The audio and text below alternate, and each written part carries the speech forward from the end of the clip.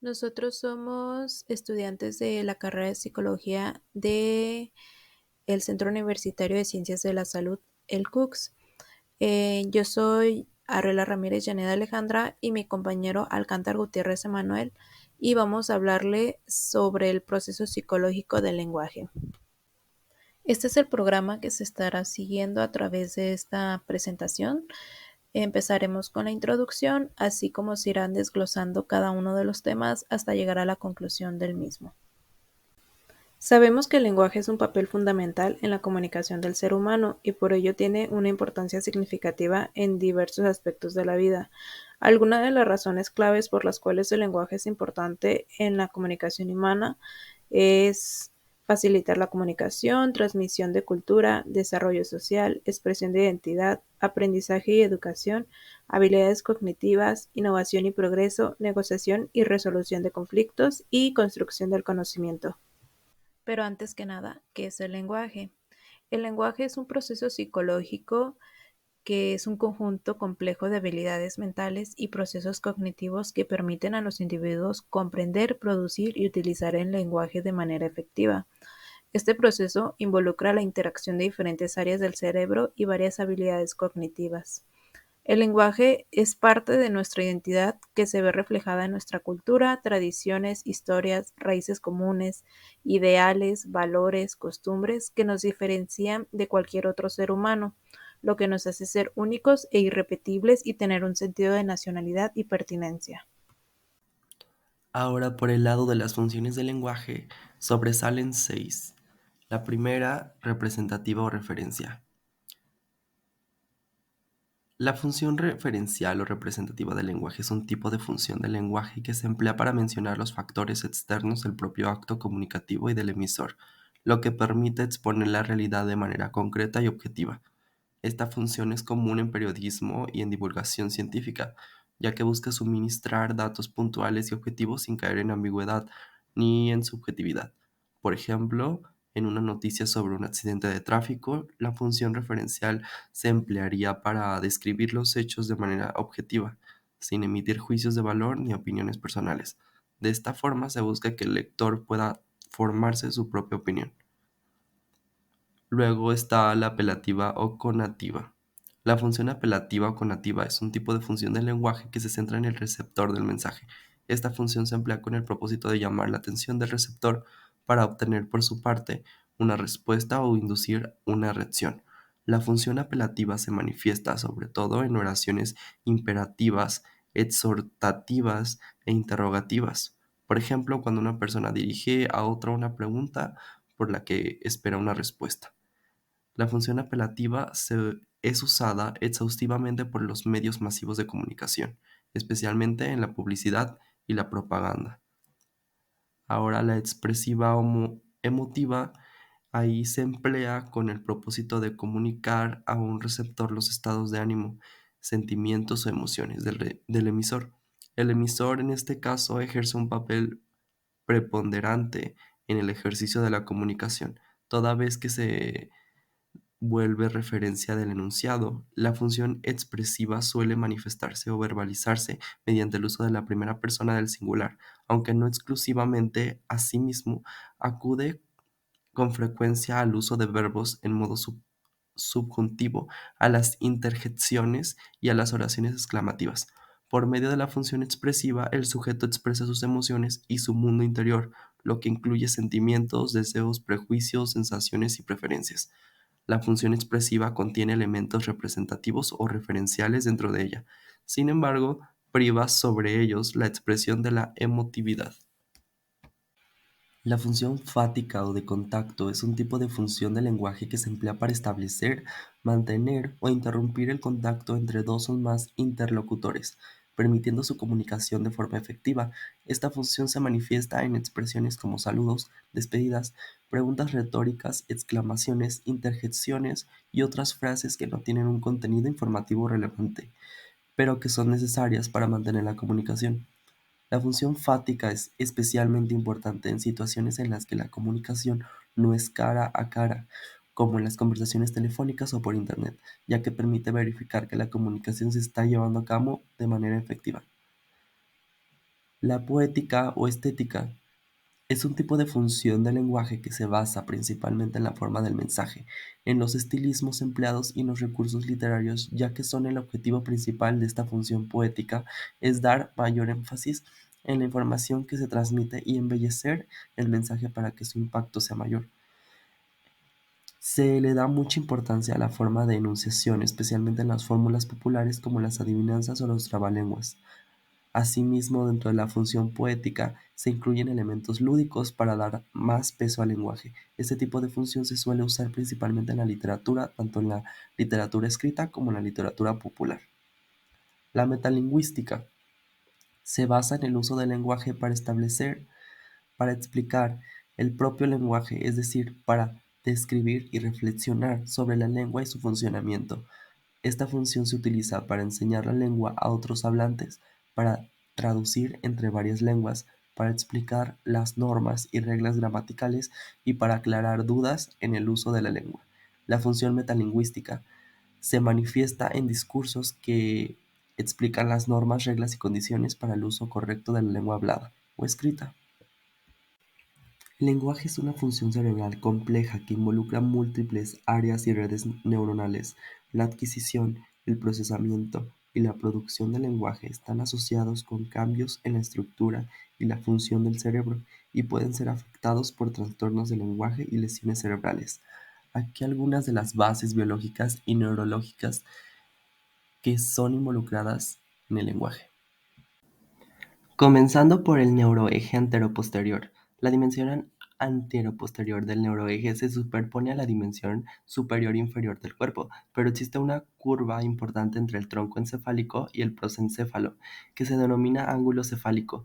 El eje anteroposterior se refiere a la dirección que va desde la parte frontal del cuerpo hacia la parte posterior del cuerpo. Es uno de los modelos más antiguos. Se construye asumiendo que la base neurológica del lenguaje mantiene una regla. Mientras las zonas posteriores se encargan de la entrada de información, comprensión, las áreas anteriores se encargan de la salida de información lingüística, producción. De esta forma, están implicadas las siguientes estructuras. El área de Broca. Se supone que alberga los programas para la coordinación compleja de los músculos necesarios para el habla. Es una parte del cerebro que se encuentra en la corteza frontal del hemisferio izquierdo en la mayoría de las personas. Esta región del cerebro se encarga de la producción del lenguaje y su articulación, tanto en la escritura como en el habla.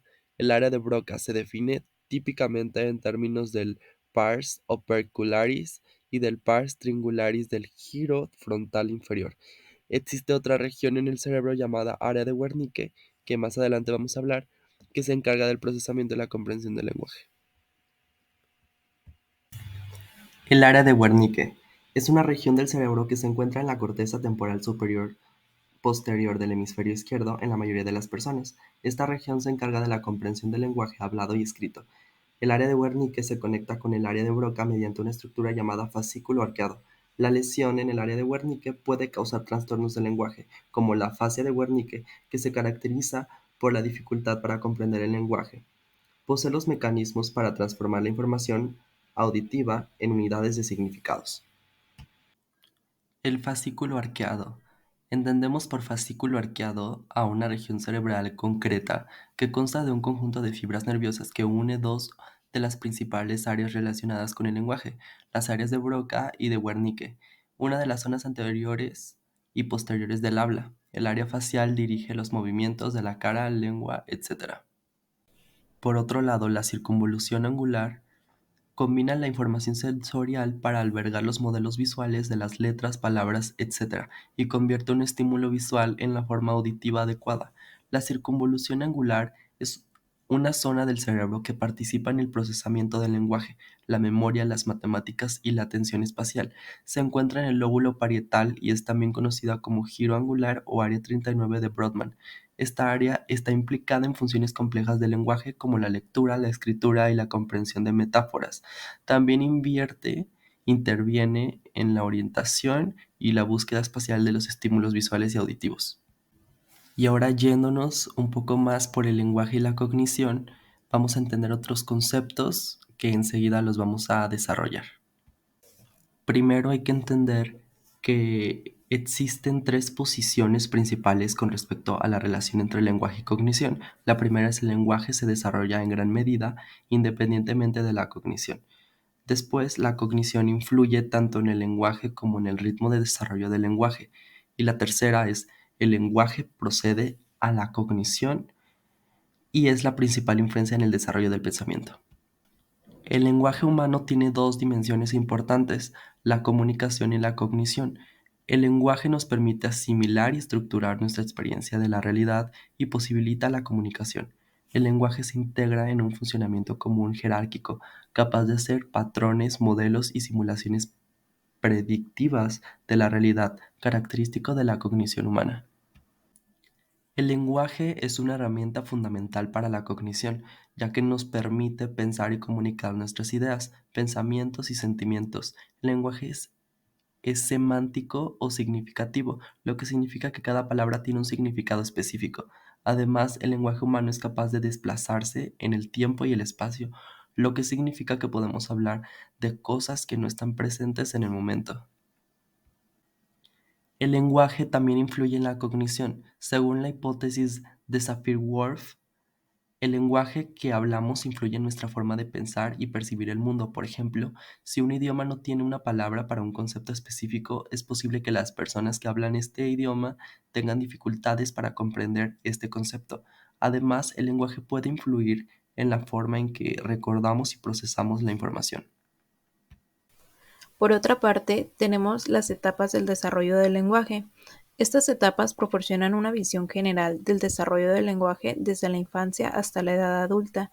Es fundamental destacar que estos periodos son aproximados y que cada individuo puede variar en la velocidad de progresión a través de estas etapas. Además, las interacciones sociales y las experiencias del entorno también desempeñan un papel crucial en el desarrollo del lenguaje.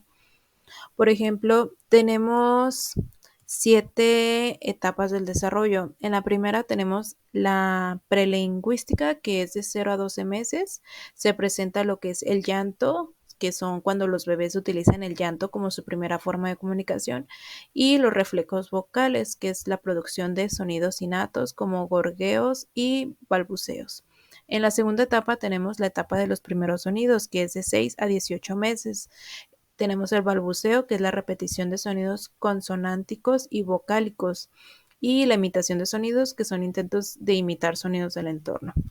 En la tercera etapa tenemos que es la etapa de una sola palabra, que es de 12 a 18 meses, es la producción de palabras sueltas, que es decir, uso de palabras individuales para expresar necesidades básicas, y el vocabulario temprano, que es la adquisición de palabras clave y uso de palabras individuales.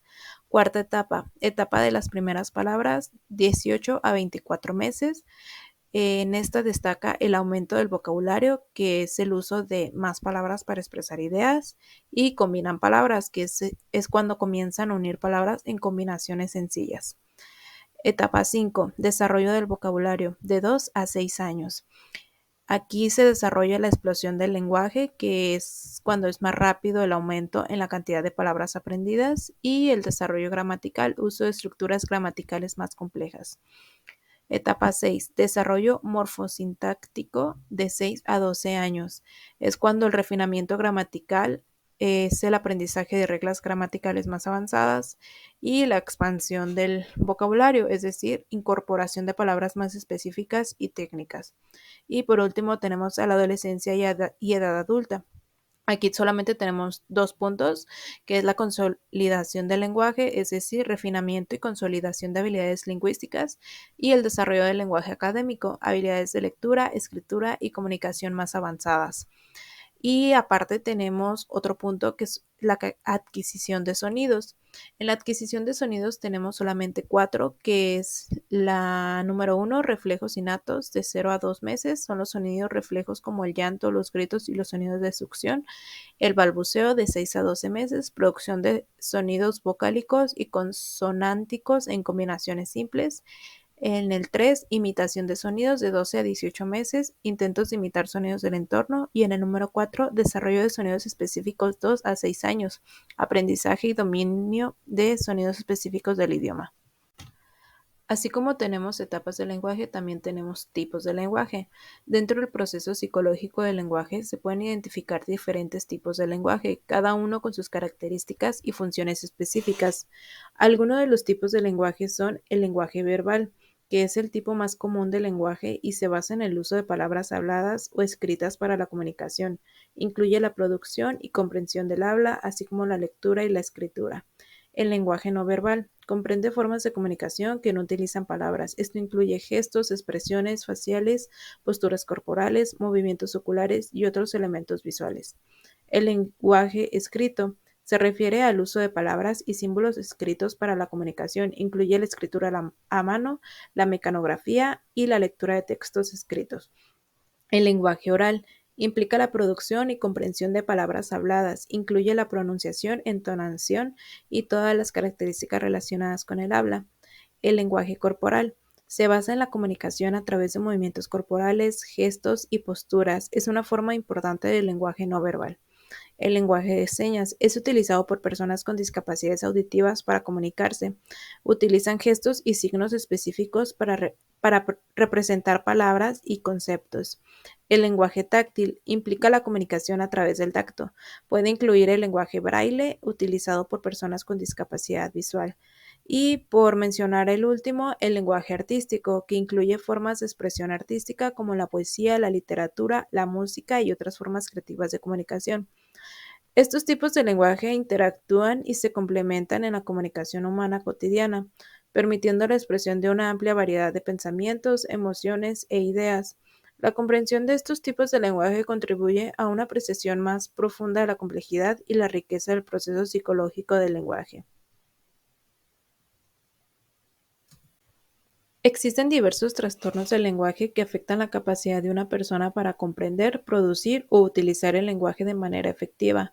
Estos trastornos pueden afectar a niños o adultos y pueden tener diversas causas, desde factores genéticos hasta lesiones cerebrales. Algunos de los trastornos que existen son trastorno específico del lenguaje, también conocido como trastorno del desarrollo del lenguaje. Afecta la adquisición normal del lenguaje en niños sin discapacidades cognitivas ni deficiencias auditivas. Puede manifestarse como dificultades en la expresión verbal, comprensión del lenguaje o ambas. El tartamudeo se caracteriza por interrupciones en el flujo normal del habla, como repeticiones de sonidos, bloqueos o prolongaciones. Puede afectar la fluidez del habla y la comunicación. Afasia es un trastorno del lenguaje causado por daño cerebral, comúnmente asociado con accidentes cerebrovasculares. Puede afectar la expresión y comprensión del lenguaje, así como la lectura y la escritura. Disartria es un trastorno del habla causado por debilidad o falta de coordinación de los músculos que controlan la producción del habla. Puede resultar de lesiones cerebrales, enfermedades neuromusculares o condiciones médicas. Dislexia es un trastorno del aprendizaje que afecta la capacidad de leer con fluidez y comprender el texto. No está relacionado con la inteligencia, sino con dificultades en el procesamiento fonológico. Trastorno del espectro autista. Algunas personas con trastorno del espectro autista pueden experimentar dificultades en la comunicación, incluyendo retrasos en el desarrollo del lenguaje y dificultades en la interacción social. Trastorno del habla apraxia. Se refiere a la dificultad para planificar y coordinar los movimientos necesarios para la producción del habla. Es importante destacar que estos trastornos pueden variar en su gravedad y que cada persona afectada puede experimentar síntomas únicos. La evaluación y el tratamiento por parte de profesionales de la salud como patólogos del habla y el lenguaje son esenciales para abordar estos trastornos de manera efectiva. Así como mencionamos, algunos trastornos no significa que sean los únicos. Algunos de los datos curiosos sobre el lenguaje son los siguientes. Cerca del 12% de la humanidad habla en la misma lengua, el mandarín. Hay alrededor de 6.900 lenguas vivas en todo el mundo, de las cuales 516 están en peligro de desaparecer. También, al igual que los idiomas orales, los lenguajes de señas también tienen dialectos regionales y variaciones. Y las personas que hablan un segundo idioma han reportado soñar en diferentes lenguas. El castellano es la lengua más rápida del mundo, con la capacidad de pronunciar la mayor cantidad de sílabas por segundo. Los niños que hablan dos idiomas han demostrado ser más inteligentes. Para determinar el conocimiento que tienen algunas personas de nuestro entorno sobre el proceso psicológico del lenguaje, realizamos una encuesta sobre el mismo. A continuación pondremos los resultados de cada una de las preguntas realizadas e igual en la descripción del video estará el link de la encuesta. El total de participantes que tuvimos fue de 58 personas. La primera pregunta fue, ¿sabes hablar más de un idioma? Donde tenemos el mayor porcentaje con la respuesta no, con un 63.8% y el 36.2% restante con un sí. La segunda pregunta fue, ¿eres capaz de expresar tus emociones en una conversación? 37 personas respondieron que sí, lo que representa 63.8%, y un no fueron 3 personas, que representaron 5.2%. Después se les preguntó, ¿consideras que durante una conversación empleas gran cantidad de estilismos? Las opciones eran sí, muchos, a lo que 10 personas respondieron, representando 17.2% de los encuestados. Sí, algunos cuantos, 23 personas respondieron, 39.7% de los encuestados. Medianamente fueron 21, representando 36.2% de los encuestados. No, trato de evitarlos, con 3 personas, representando 5.2%. No, los excluyo, solo fue una persona, representando 1.7%. La siguiente pregunta fue, ¿conoces cuáles son las áreas del cerebro o bases neurobiológicas involucradas en el procesamiento del lenguaje? Y si es así, selecciónalas. 11 personas respondieron que conocían el neuroeje anteroposterior, representando 19%. El área de Broca, 11 personas, representando 19%. El área de Wernicke, 11 personas, representando el 19%. El fascículo arqueado, 3 personas, representando el 5.2%. La circunvolución angular, 5 personas, representando 8.6%. Y ninguna, 38 personas, representando el 65.5% de los encuestados. La siguiente pregunta fue, ¿te consideras una persona que se expresa con facilidad verbalmente? 22 personas respondieron que sí, representando 37.9%. 4 personas respondieron que no, representando 6.9%. Y 32 personas respondieron que a veces, representando el 55.2% del total. Después se les preguntó, ¿cómo crees que influye el lenguaje en tus relaciones interpersonales? 44 personas respondieron que se les facilita la comunicación, representando el 75.9%. 32 respondieron que crea conexiones sociales, representando 55.2%. 29 personas respondieron que fortalece los lazos emocionales, representando el 50%. 12 personas dijeron que la negociación y persuasión, representando el 20.7%. 7 personas dijeron que puede generar barreras o conflictos, representando el 12.1%. Pregunta 7. ¿Crees que la comprensión del lenguaje es fundamental para el éxito académico y profesional?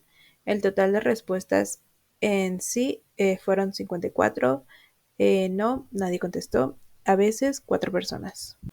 ¿Crees que los factores sociales y culturales influyen en la forma en que aprendemos a hablar?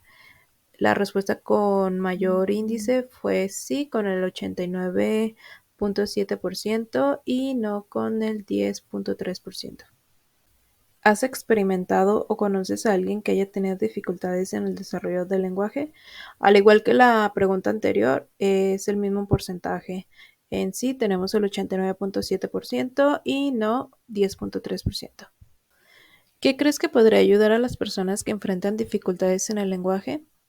Esta fue una de las preguntas con respuestas múltiples. En la primera respuesta, que son programas de intervención y terapia del habla desde edades tempranas, respondieron 42 personas, acceso a profesionales especializados, 24 personas, acceso a materiales didácticos o recursos específicos para el desarrollo del lenguaje, 28 personas, uso de dispositivos tecnológicos, 7 personas, apoyo familiar y comunitario, 22 personas y otro, 1. ¿Consideras que tu forma de comunicarte varía según el entorno en el que te encuentras? Sí, el 77.6%, no 8.6%, a veces el 13.8%. ¿Conoces algún trastorno del lenguaje? ¿Cuál es? Tartamudeo, 52 personas, dislexia, 45 personas, trastorno específico del lenguaje, 10 personas, afasia, 3 personas, disartria, 4 personas y por último, que es otro, 1. Y por último tenemos, ¿conoces algún tipo de lenguaje? Si es así, selecciónalo. Lenguaje verbal, 55 personas. Lenguaje escrito, 47 personas. Lenguaje de señas, 37 personas. Lenguaje artístico, 23 personas. Lenguaje táctil, 20 personas. Y otro, una sola persona. Y nosotros concluimos con que la comprensión profunda del proceso psicológico del lenguaje es fundamental no solo para la comunicación efectiva, sino también para el desarrollo cognitivo, social y emocional de los individuos. Reconocer la complejidad y la diversidad de los tipos de lenguaje, así como las posibles dificultades y trastornos que puedan surgir, nos invita a abogar por prácticas educativas, terapéuticas y sociales inclusivas que promuevan una comunicación efectiva y el bienestar general. En un mundo cada vez más interconectado, comprender y mejorar el proceso psicológico del lenguaje no solo enriquece nuestra capacidad de comunicarnos, sino que también contribuye a fomentar sociedades más comprensivas, empáticas y colaborativas, donde la diversidad lingüística y las formas de expresión sean valoradas y respetadas. De antemano, muchas gracias por su atención y esperemos que esta información les haya sido muy útil para sus investigaciones futuras.